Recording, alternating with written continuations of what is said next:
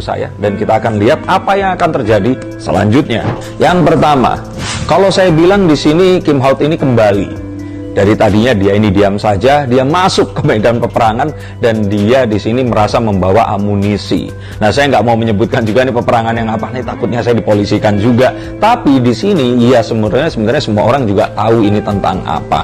Dan kalau boleh saya bilang, Kim Hao di sini itu sebenarnya adalah asap. Dia bukan apinya. Dia ini adalah akibat dari sebuah sebab yang ada. Dan kalau seandainya memang sebabnya ini nggak pernah ada, ya Kim Hao ini kalau menurut saya nggak akan muncul. Halo Sobat Fakta, Bang Pin. Ketemu lagi dengan Bang Pin yang terus mengabarkan fakta viral seputar selebritas tanah air yang terus saja bikin berita, dan dengan berita mereka tetap eksis di ranah media.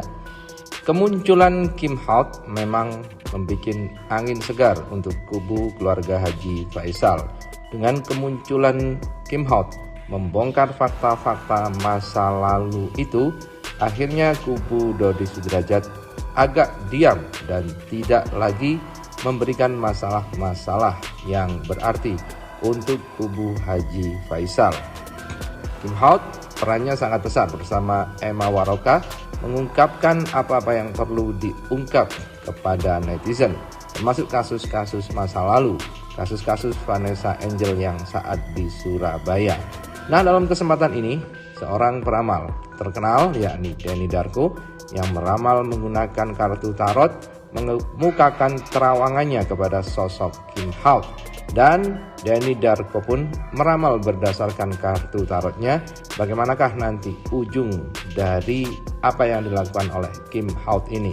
Karena Kim Hao memang luar biasa berani speak up di media TikToknya dengan live-nya yang mengguncang dunia, dan akhirnya kubu Dodi pun agak diam dengan kemunculan Kim Hao dan tidak membuat gaduh lagi, meskipun masih banyak di sini-sini yang dibuat kegaduhannya. Nah, bagaimanakah Denny Darko menerawang Kim Hao? Yuk kita simak saja kupas tipis-tipis fakta Bang Pin kali ini. Like, subscribe, and komennya ditunggu, dan jangan lupa selalu ada doa dalam setiap lentikan jarimu.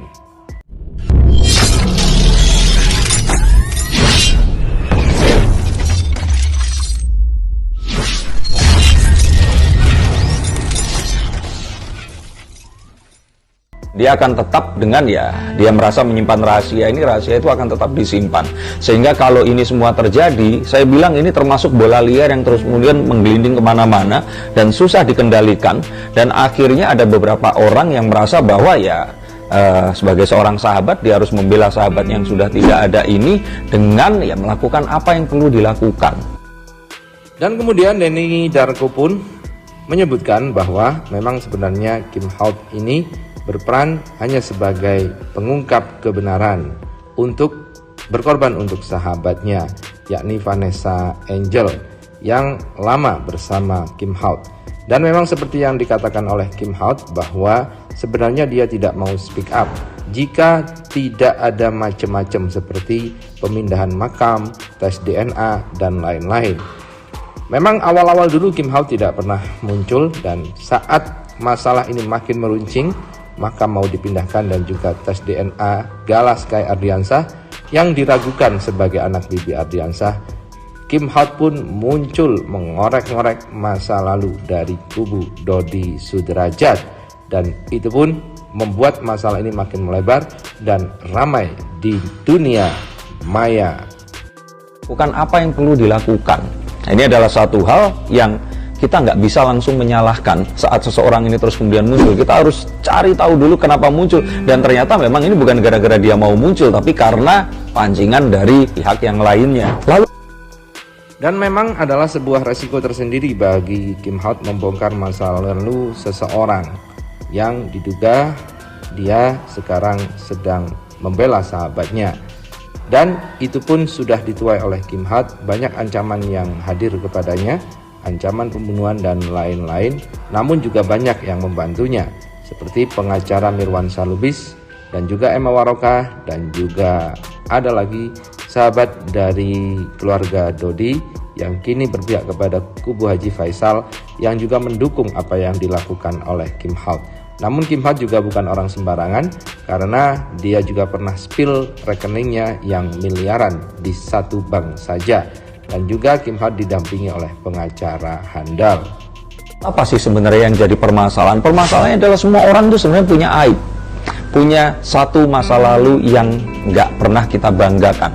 Saya punya, kalian semua pun juga punya. Orang tua kita pun pasti juga punya. Dan aib, selayak-layaknya aib, ya seharusnya memang dikubur atau ditutup rapat-rapat. Kalaupun itu diangkat, sebuah pembelajaran agar kita tidak melakukan hal yang sama di kemudian hari. Atau sebagai contoh, agar orang tidak melakukannya. Nah, kali ini, aib ini sepertinya diangkat karena ya ada satu pihak yang dianggap ingin membuka sebuah aib.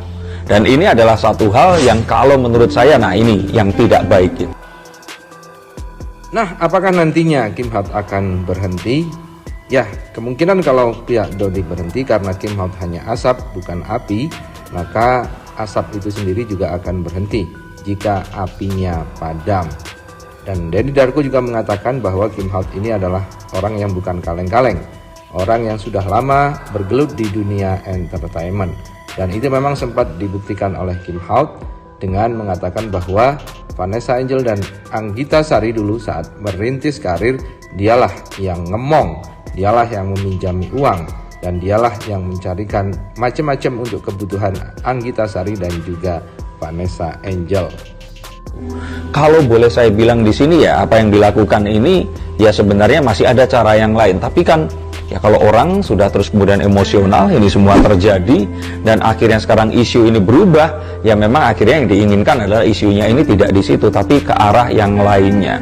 Nah, perkara undang-undang ITE dan dipolisikan karena delik pencemaran nama baik akan terus seperti apa? Kalau seperti yang tadi disampaikan bahwa ya ini mengingat hubungan baik antara Kim Hart dan almarhumah sehingga dia perlu merasa melakukan hal itu. Dan saya melihat bahwa Kim Hart ini juga seseorang yang lumayan lama di entertainment dan cukup tahu untuk bagaimana dia bisa spilling sesuatu tapi tetap tidak melanggar undang-undang, dan dia tidak menyebarkan apa-apa. Dia di sini hanya mengatakan sesuatu menggunakan kiasan atau perumpamaan, juga tidak menyebutkan dengan inisial, sehingga ya dia katakan bahwa itu kembali ke interpretasi orang yang kemudian berbicara. Tapi ya kita sih langsung akan tahu. Cuman kembali lagi, kalau secara hukum memang itu tidak bisa dihukum karena tidak ada nama. Nggak boleh, gimana nggak boleh? Gitu nggak boleh. Kalau kiss baik, wah. Kalau dadah gimana dadah? Dadahnya? Dadah. Kalau nakal, nakal? Nakal.